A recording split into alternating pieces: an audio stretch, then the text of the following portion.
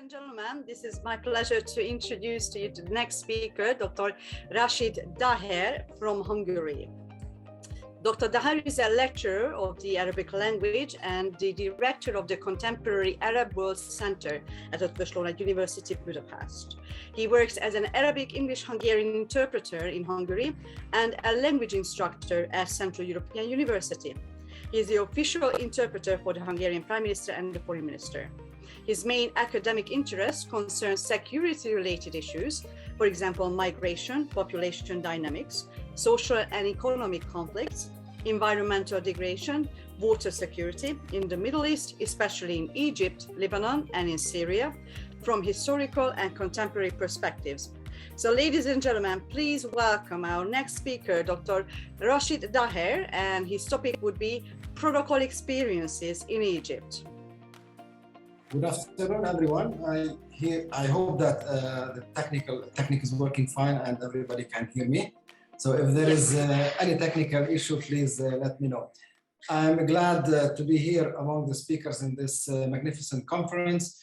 I'm very happy that even yesterday I had a very important protocol experience in Morocco. So I was yesterday and prepared to this conference. I couldn't add my yesterday experience, but I will mention some elements of this experience which I conducted yesterday in the coalition conference in Marrakesh. So I got a little bit rich with some additional protocol elements. So first of all, I would like to share my screen so that we can see the presentation. I hope that everybody can see this presentation. Yes, yes, Rashed. Yes, very good. Okay, so this is the presentation I would like to talk about. So I'm sorry, so we go back a little bit. So as Nikki has already introduced me, I'm an official translator, interpreter. I work in 3 languages, Arabic, English, Hungarian.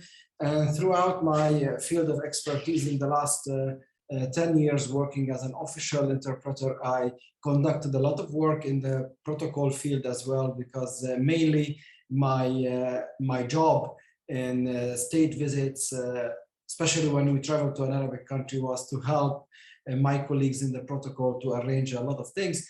And among these things were to help the communication between Hungarian and Arabic protocol officials and experts.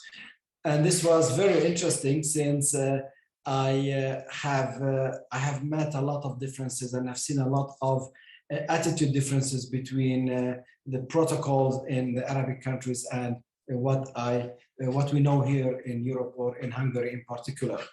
So I used to be part of delegations of ministerial and parliamentary level, and as I said, as Nicoletta, thanks for her, already introduced me, I interpret mainly for the Minister of Foreign Affairs in Hungary and also for business delegations.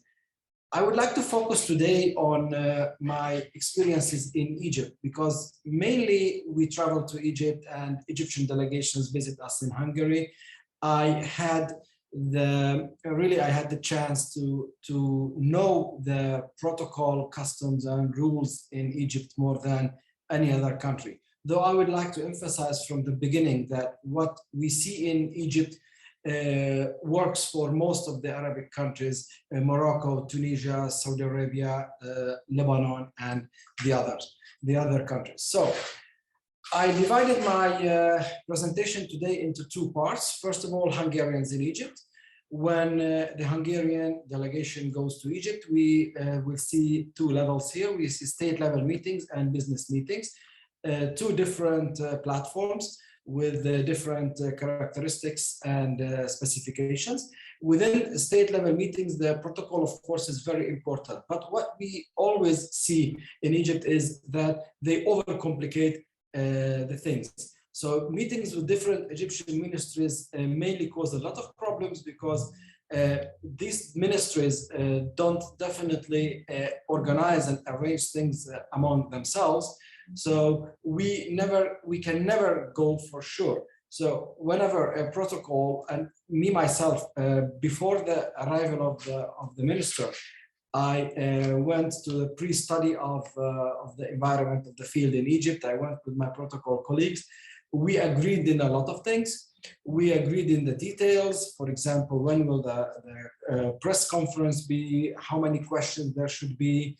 And exactly agreeing in time. For example, 4.05 doorstep speech for 2 minutes or whatever. So we agree in every detail, and whenever things come for real and the delegation arrives, we always figured out that the Egyptian side varied everything and they turned the table upside down. So these were situations where we needed to handle it with the ambassador and with the Hungarian members of the embassy in Egypt, and with me, I used to help them.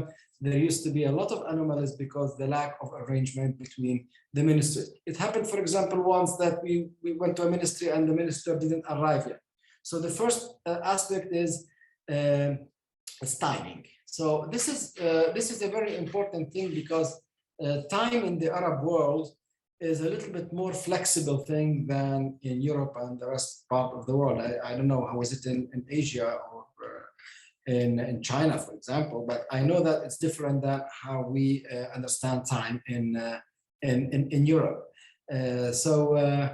The problem is that whenever you talk about time, you should leave extra time for everything because mainly all the programs get start a little bit later. So you mainly run out of time. You have always problems in time, and you need to stretch your schedule a little bit so that you don't run out of everything. So time is a very important aspect. So you shouldn't rely a lot of time. So you don't have to get a little bit astonished if the meeting starts 15 minutes later or if it ends 15 minutes later. So these are very ordinary and normal things in Egypt, but it doesn't mean that they don't organize things well. It's just the concept of time. This doesn't happen on the highest level. So whenever the president of Egypt, so it is the highest level in Egypt, everything is precise there. You you get really astonished that they are very precise whenever it goes to that level. In the interparliamentary meetings, we go back to the same things that happen in the ministries and in the government delegations. The time and arranging the events is a little bit kind of a messy. It's a messy from the European point of view. From their point of view, it's normal. So whenever you have to alter something, you alter something in field. So you don't have to announce previously that you will alter something. So they just change this thing. You get used to it. You need to get used to it because you don't want your program to be turned upside down.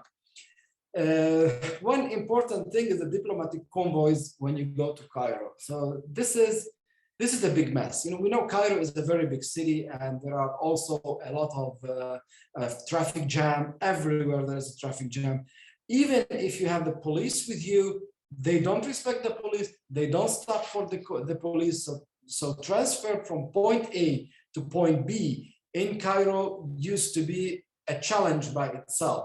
So it's really you need to start 15 minutes or 20 minutes or even half an hour before any meeting, because you need to count on the traffic jam. Even if you have police, even if the convoy is diplomatic or unless they close the road.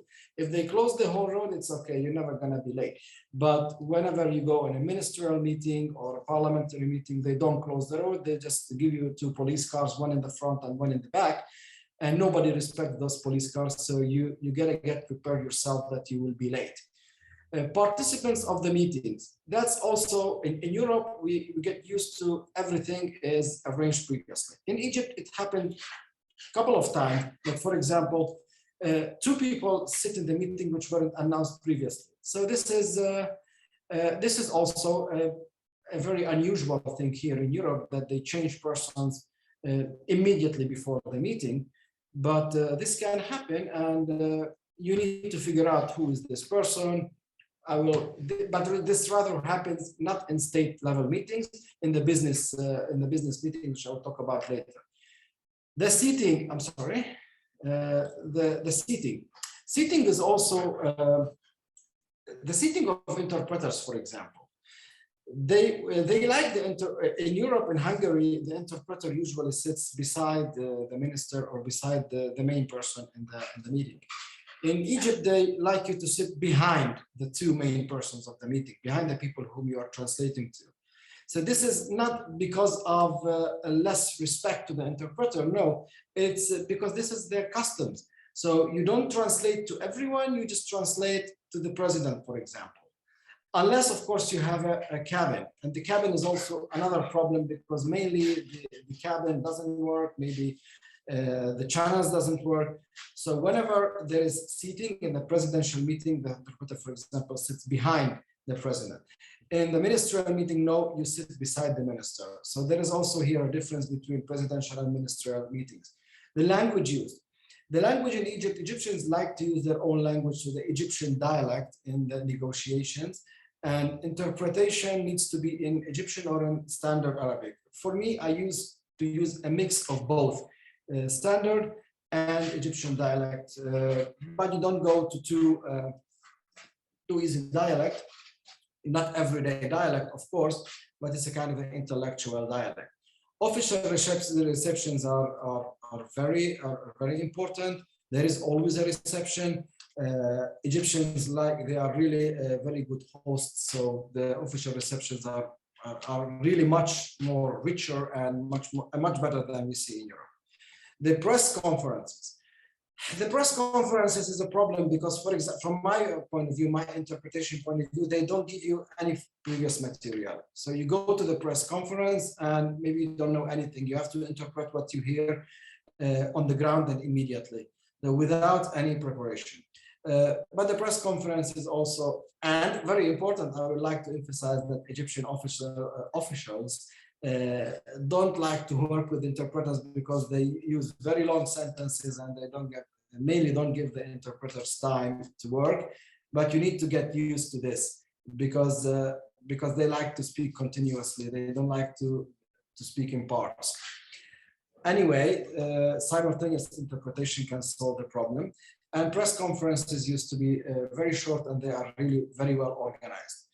In parliamentary and other non-ministerial and non-presidential delegations, you see they arrange, mainly the Egyptians arrange official visits to museums, to historical sites.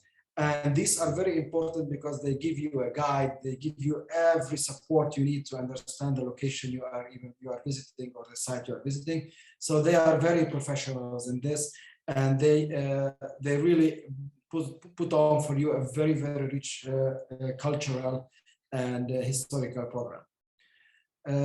Because of lack of time, I would like to move now to business meetings. Whenever a Hungarian delegation goes for a business meeting, you see that if you see that this is a very important business delegation for the Egyptian government, you can see that they receive you on the highest level. So even a minister can receive a business delegation, which is unusual in many other parts of the Arab world. The participants of the meetings can be very big. Egyptians as a whole in Egypt, they like big projects, mega projects. So the meetings are always very big. So you have around 15, 16, 18 participants. Whenever a business delegation visits a ministry, there is the minister and you have about 8 or 10 experts sitting with the minister. So always this is Egyptian delegations are very big. Also, there are, for example, business forums. I participated in a couple of business forums between Hungarian and Egyptian companies, and they were also very rich. So they bring you about 30, 40 Egyptian companies, and each Hungarian company sits on one table with a corresponding Egyptian company, which is organized previous. So this is also very well organized, and the meetings used to run very softly and very clearly. And the Egyptians take care of the meetings run without any anomalies or any problems. So each Hungarian meets its correspondent Egyptian company and they agree on terms, they change contacts, and they talk about business things. So this used to be on a very high level. The language used to be English in these business meetings. Sometimes they need Arabic translation, but mainly it's English. The reception, we have business dinner and business lunch. So whenever it's a full day business meeting, so they arranged dinner and lunch at the same time, which used to be also a very good level. And Egyptian food is #1 in the world. So this is very rich, and the experience here is very positive and very rich from my side. Also, I have here experiences from Luxor. It's not because of Luxor as a city. I would like to show one important element, which is that the protocol customs in Egypt differ a little bit from the countryside. Whenever I went with a delegation, an official delegation to the countryside, mainly Luxor, we saw different protocol elements from receiving the guest, from the type of dinner dinner or lunch offered. And they are the delegations used to be of less members, and it used to be in the restaurant. Always all the food or dinner are offered in restaurants, but you figure out differences in the organization. Many times you go with a ship on the Nile, so it's much different than what you see in Cairo. In general, there are crucial differences between state level and business meetings. What we see is the attitude towards organization. And I would like to go back to the aspect of time, because time is really a very flexible thing. So whenever you put on an agenda, you have to you don't have to be surprised if, for example, in the last minute the meeting is canceled. But it's not of unrespect. It's because of how they deal with time, and for them it's a little bit different. But anyway, all the visits to Egypt have been full of experience. The Egyptians give you much more cultural elements than a normal delegation would necessarily need. So all the visits are really very full, and whenever you go to the meeting to Egypt, your day is full from the morning until the end of the night. And even they like to invite delegations to dinners, and these dinners used to be until 12 o'clock, 1 o'clock in the morning. So the hosting of such events in Egypt is a very, very great experience, and they are very generous. And they like to stay up for a late time in the night. So sometimes you get very tired, but they are not, and they would like to show you more, to invite you more, to stay more. So I just want to emphasize that the protocol, they know the protocol, but they know it in a different manner than it is here in Hungary. Because I don't want to steal the time from other speakers, so that's why I would go to my next slide, which is the last one. Egyptians in Hungary, what happens when they come in Hungary? Now, there are anomalies here. So especially when, for example, the Egyptian president visited Hungary 3 times in the last 7 years. So the protocol of the Egyptian presidency is, of course, functions differently than that in Hungary. Now, here they want to co-arrange with the Hungarian colleagues, and there are a lot of conflicts between them, and it was also always my task to solve these conflicts. I would like to give one short example. In 2017, the president was here, and we had a meeting. He had a meeting to the president of Hungary on the Buda Castle, and there was a building being built. Today, it's the headquarters of the prime minister, but it was under construction in 2017, and they were workers working on the site. And the Egyptian protocol came to check the palace of the Hungarian president, and they went to the balcony. They just asked for the workers on the other side to stop working and to leave for that day. And it was very difficult to make them to convince them that we can't go and we tell the company not to work on that certain day, the whole day, because the Egyptian president is visiting some place in the vicinity of it. So And the Hungarian protocol didn't understand why should they tell the other construction company not to work on that day. So these are, for example, this was a conflict. It needed 1 or 2 days to solve this conflict. And at the end, the workers had to stop working only for the time when the president was there. There are a lot of similarities, of course, and differences between Egyptian and Hungarian protocol. The big difference is the aspect of time. Hungarians are very generous as well. I'm not saying this because I'm Hungarian, but Hungarians are very generous in food and in dinner and in cultural programs. This is why I say similarities are more than differences. The only difference is that the Mediterranean region, Egyptians and all North African Arabs deal with the matter of time a little bit more flexibly than, and they just use the term inshallah, so it will be solved somehow.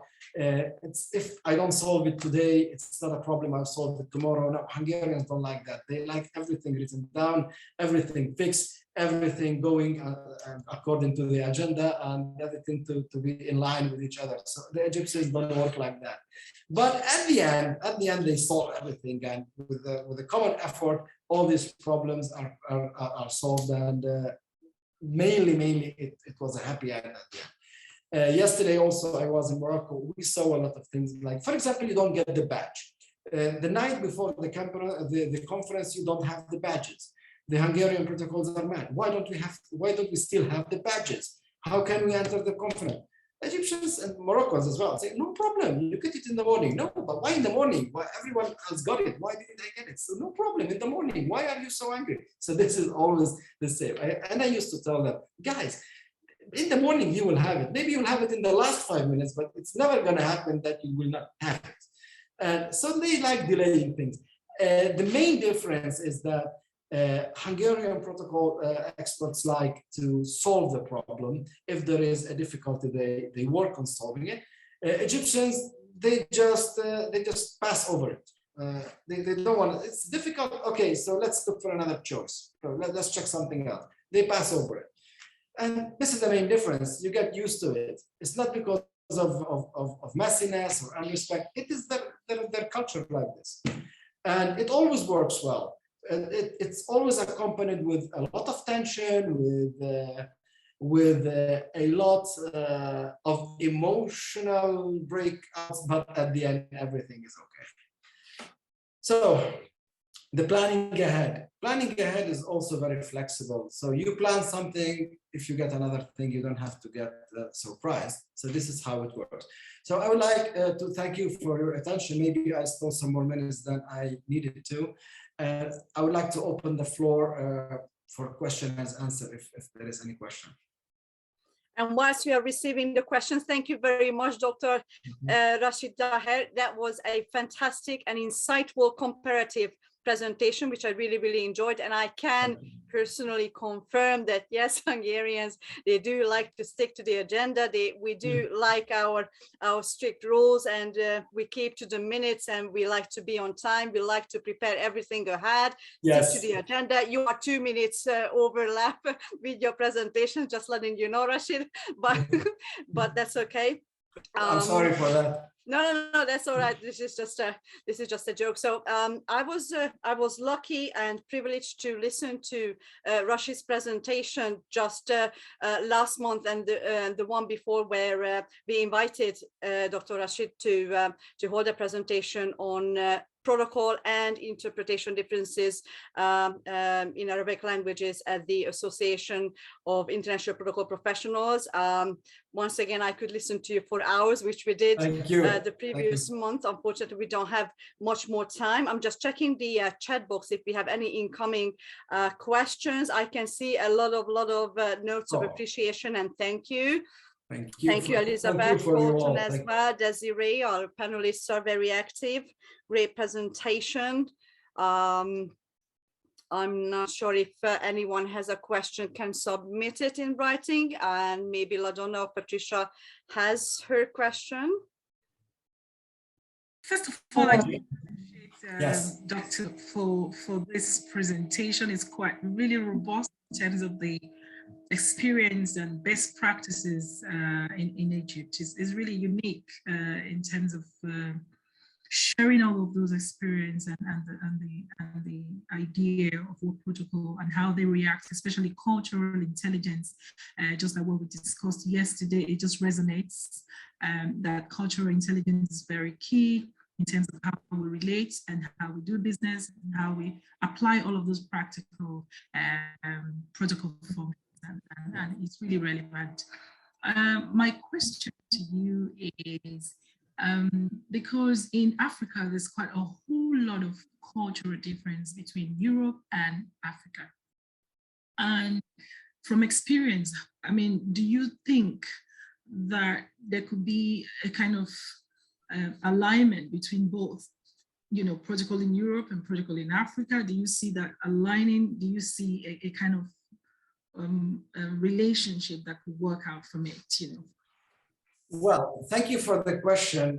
It is really, before answering the question, I was reading also the comments, and I have read the comments of people who worked in Egypt and they know what I'm talking about. So yeah, protocol struggles all the time. Yeah, so this is the motto, that really protocol struggle. About the alignment of the protocol in Africa and Europe, yes, I think there could be, the Europeans need to be a little bit more flexible, and the Arabics and Africans need to be a little bit more organized. Maybe if we can bring these two things together, so each one has to make one step towards the other, and at the end, everything will be fine. But the problem is that these are cultural backgrounds. So whenever you're organizing something, Arabs and Africans as well, we don't say that they are disorganized. Europeans say disorganized, but no, this is the way organization should work in their point of view. So you don't have to worry about things before they happen. You don't have to be worried in advance. Everything will be fine. And this is the cultural background. I think these main elements cannot be changed, but each one can make a step forward towards the other. Maybe if Arab and African protocol staff and organizers have more training sessions in Europe, and the Europeans go and make training sessions for African and Arabic protocol staff, maybe things will come closer to each other. But the question is, again, so which one is the better? So the Europeans said the way we work is better because we are fully organized, we go and come back and we know what we are doing. But Egyptians and Moroccans and Africans as a whole, they say, okay, but we know what we are doing, but we are doing it in our way. So this is the source of the problem all the time, that each party thinks that his own way of managing things is the good one. But I think that common trainings will help a lot in getting these things in alignment with each other. All right, thank you for that response. Thank you for the question. It was a very good question. Thank you very much. Thank you. Thank you.